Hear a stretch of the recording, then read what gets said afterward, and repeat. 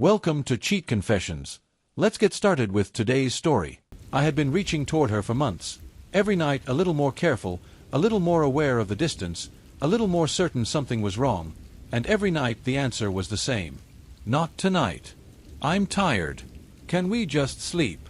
And one morning I woke up and realized I had become the kind of man who kept asking to be chosen by someone who had quietly, consistently, decided not to choose him. So I canceled the anniversary dinner. Said nothing. Left no note. Left no explanation. And waited to see how long it took her to notice. My name is Nathan. I'm 34 years old. My wife Claire and I have been married for 6 years. We met in our late 20s at a mutual friend's birthday gathering, the kind of night that isn't supposed to change your life but does. She was standing near the window with a glass of wine, talking about something that was making her laugh, and I thought, I want to talk to that person for the rest of my life. We dated for 2 years. Got married in a small ceremony with the people we actually cared about. Bought a flat together. Built the kind of life that looks ordinary from the outside and feels genuinely good from the inside. Shared meals, inside jokes, the comfortable intimacy of two people who have chosen each other enough times that the choosing becomes a kind of language. For the first 4 years of our marriage, that language was fluent. Then something changed. Not suddenly, not in the way that a single moment can be identified and examined and understood. More like a tide going out. Gradual. Almost imperceptible on any given day. But undeniable when you looked at the distance between where you were standing and where the water used to be. She started coming to bed later. Started sleeping at the far edge of the mattress when she did come.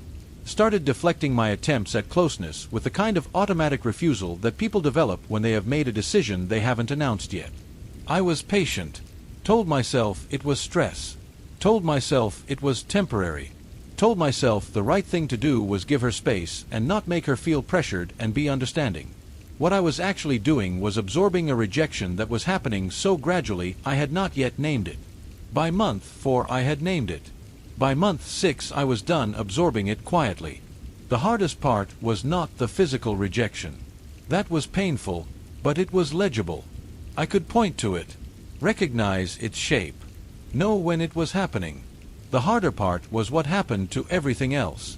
Claire and I used to talk the way couples do when they are genuinely curious about each other. Conversations that start over dinner and run until midnight without either person noticing the time passing. We had that for years. It was one of the things I valued most about being married to her. Not the grand gestures or the milestone moments, but those ordinary Tuesday evenings when we would sit across from each other and the hours would just disappear. That had faded too. Dinners became functional. How was your day? Fine. Anything interesting? Not really. We moved through our evenings in parallel rather than together. Her on the couch with her phone, me reading or working at the table, both of us technically in the same room and almost entirely absent from each other. I tried to change it. Made deliberate efforts to start conversations that went somewhere real. Asked questions that required more than one word. Suggested weekend plans, walks, films, cooking something new together. She would agree with a mild, distracted engagement that felt like participation without investment. Present in body, elsewhere in attention. I asked her directly one Sunday morning, over coffee at the kitchen table, whether something was wrong between us. Whether she was unhappy about something. Whether there was anything she needed to talk about. She said she was just tired. That work had been relentless. That she would feel better once things settled down. I believed her. The first time. And the second time. And the third time I asked a version of that same question and received a version of that same answer. By the fourth time I had stopped asking. Because at some point patience stops being a virtue and starts being a way of disappearing inside someone else's circumstances while your own go unacknowledged. And I had been doing exactly that for months, adjusting and accommodating and making myself smaller so I wouldn't add to whatever she was carrying, not realizing that nobody had given me permission to carry the weight of her withdrawal alone and in silence. Our 6th anniversary was 3 weeks away when I started planning. I don't know exactly why I put so much into it. Maybe because I thought the occasion would break through whatever wall had been building between us. Maybe because I needed to believe the right gesture at the right moment could reset something that had been drifting wrong for half a year. Maybe I just needed to do something that reminded both of us why we had chosen each other in the first place. I booked a restaurant we had loved early in our marriage, the kind of place that requires a reservation weeks ahead, where the lighting is warm and the tables are small and the whole atmosphere is designed for the kind of conversation we had stopped having. I spent time choosing a gift. Something personal. Something that showed I had been paying attention to who she was, not just who she had been when things between us were easier. I didn't tell her the details. Just said to keep the evening free. That I had something planned. She said okay with the same mild distraction I had come to recognize as her default. Not curious. Not excited. Just, okay. I told myself she would respond differently when the evening actually arrived. Then 3 days before the anniversary, the pattern continued. Another evening of quiet parallel existence. Another night of her settling into the far edge of the bed without a word. Another morning of surface exchanges and separate routines. And something in me that had been bending in one direction for 6 months finally stopped bending. I opened my phone. Cancelled the reservation. Returned the gift. Took apart every piece of the evening I had spent 3 weeks assembling. Said nothing. Sent no message. Left no explanation. Just removed it all quietly and went about the day. The anniversary arrived on a Thursday. I came home at the usual time. Changed out of my work clothes. Made dinner, nothing special, just what I would have made on any ordinary midweek evening. Set the table. Ate when Claire came home. Cleaned up. Moved to the couch. She seemed distracted through dinner. Phone on the table beside her plate. Conversation the same exchange of functional updates it had been for months. Around 7:30 she looked up from her phone and said, "Didn't you say you had something planned for tonight?" I told her I had cancelled it. She put the phone down. Asked why. I told her it hadn't seemed worth it. She frowned slightly. Said she had been looking forward to it. I looked at her for a moment. Then I told her I didn't think that was true. That she had not mentioned it once in the 3 weeks since I had asked her to keep the evening free. Had not asked what I had planned. Had not expressed any curiosity about it. Had not seemed to be anticipating anything at all. She said that not asking about it didn't mean she wasn't looking forward to it. I told her I understood that. And I told her I had spent months looking forward to things that didn't happen either. That the feeling was familiar to me now.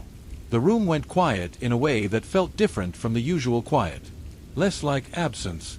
More like arrival. She set her phone face down on the cushion beside her, a deliberate gesture, the opposite of how she had been treating it for months, and asked what I meant by that. I told her I thought she already knew. She said, "Tell me anyway." So I did. We talked for 2 hours that night. I said things I had been holding for months, afraid that saying them would feel like pressure or would cast me as the problem in a situation I hadn't created. I told her what the last 6 months had looked and felt like from my side. The reaching and the distance. The conversations that stayed shallow. The feeling of living alongside someone rather than with them. The specific exhaustion of continuing to initiate connection with someone who kept declining it without ever explaining why. I told her I had stayed quiet because I was trying to be patient and understanding. And I told her I had eventually realized that patience, when it means absorbing a problem indefinitely without naming it, is not actually patience. It is just silence dressed up as virtue. She listened with the attention she used to bring to everything when we were earlier in our marriage. Not on her phone. Not half present. Actually listening. When I finished, she was quiet for a long moment. Then she said she had not realized how far it had gone. That she had been so absorbed in managing her own anxiety and exhaustion that she had not seen what was happening between us from the outside. That she had been retreating without tracking the cumulative impact of the retreat. She said the rejection was not intentional. That it was not about me specifically. It was about her feeling overwhelmed and not knowing how to ask for help and defaulting to withdrawal when she should have been asking for what she needed instead. I told her I believed her. That I did not think she had been pulling away deliberately to hurt me. And I told her that understanding the reason for something does not make 6 months of it easier to carry. She nodded. Said that was fair. Then she asked, "What do you need from me?" It was the first time in months she had asked me that question. Directly. Looking at me. Actually wanting to know the answer. and the fact that she was asking it at all felt like something significant. I told her the truth. I needed her to stop treating my presence as something she could mute until she felt ready to re-engage with it. I needed conversations that went somewhere real rather than staying at the surface of our days. I needed to feel like the person I had built a life with was genuinely interested in the life we were still building together. I needed her to tell me when she was struggling, not to manage it alone in silence and leave me outside whatever was happening inside her, trying to interpret the withdrawal and blame myself for what I couldn't understand. I told her I did not need perfection. I did not need every evening to be remarkable or every conversation to be deep. I needed to feel like a person she had chosen, not a comfortable fixture she shared a home with while her actual attention lived somewhere else. She was crying by the time I finished. Not dramatically. The quiet kind. The kind that happens when something lands more directly than you expected it to. She said she had always been choosing me. That the withdrawal was not a statement about what I meant to her. That it was just what her overwhelm looked like when she did not manage it well. I told her I understood the distinction. And I told her the distinction did not help me in the moment when I was the one absorbing the impact of it. Which was exactly why naming it mattered. So that the impact did not just keep accumulating in silence until something that should have been manageable became something much harder to repair. She asked what she could do. I told her what I had just said. Tell me when she is struggling. Ask for what she needs instead of disappearing into herself. Show up to our marriage with the same presence she brought to everything else she considered worth her full attention. She said she could do that. I told her I hoped so. And I told her I was not going to keep being patient with silence as a substitute for honesty. What followed was not a transformation. I want to be clear about that because stories like this often get told as though one honest conversation fixes everything, as though the breakthrough moment resets the relationship to some earlier, easier version of itself, and both people simply return to who they were before things went wrong. That is not how real repair works. Real repair is slower. It requires both people to keep choosing it after the initial breakthrough has passed. In the ordinary moments, on the unremarkable evenings, when the conversation from that Thursday night is weeks behind you and the old habits are still sitting there waiting to be defaulted back into. But the direction changed. That was real and it mattered. Claire started coming to bed at the same time. Started initiating conversations rather than waiting to be drawn into them. Started saying when she was overwhelmed, out loud, directly, instead of retreating into the silent management of it that had been leaving me outside her experience for months. I noticed it and I said so. Specifically. Not as performance or as a reward system, but as genuine acknowledgement, telling her when something she did made me feel like we were actually in this together, the same way I had told her when the distance was making me feel like we weren't. She did the same for me. Told me when she appreciated something. Responded to my attempts at connection rather than deflecting them. Brought the quality of attention to our evenings that she used to bring to everything she considered important. It was deliberate work.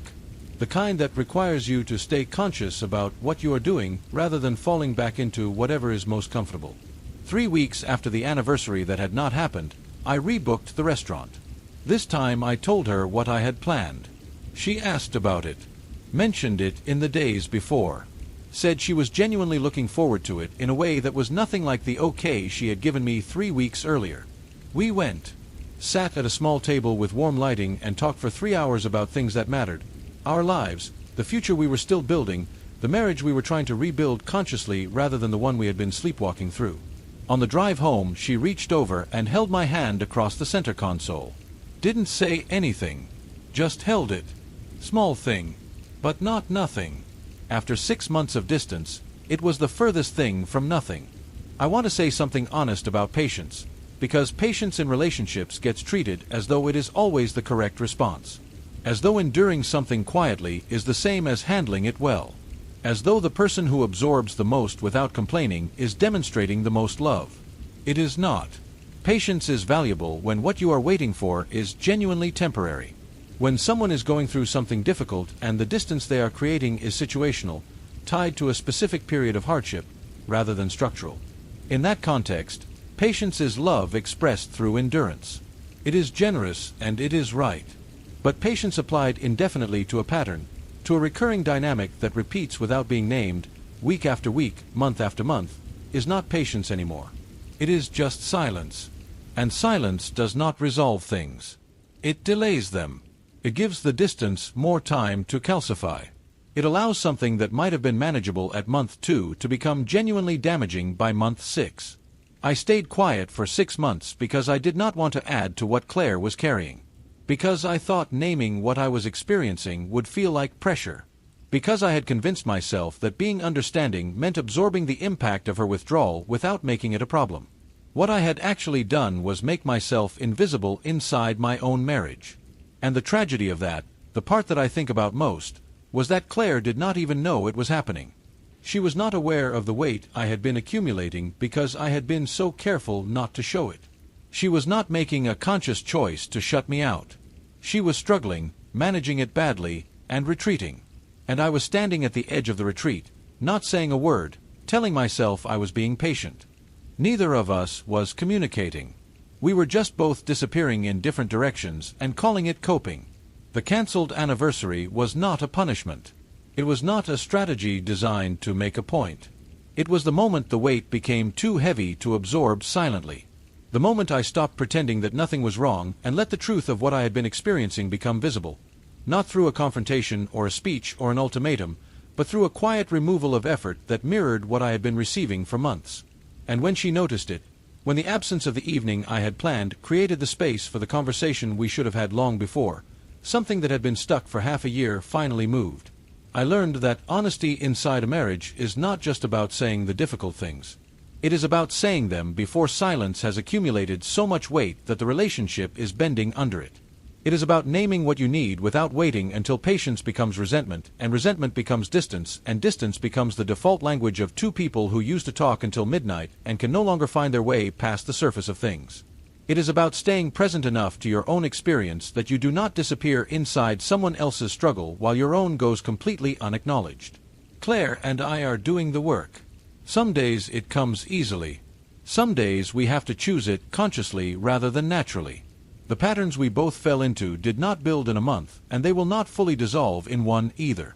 But we are both in it now, awake to what the other person needs, honest about what we are carrying, showing up to our marriage with the lights on rather than navigating the familiar darkness by memory and habit. That Thursday evening when I came home and made a perfectly ordinary dinner and said nothing about the reservation I had cancelled and the gift I had returned, that was not the ending I had expected it to be. It was the beginning of the only conversation that actually mattered. And it started, the way most important things do, with the courage to stop pretending everything was fine when it clearly, quietly, unmistakably was not. Thank you for watching.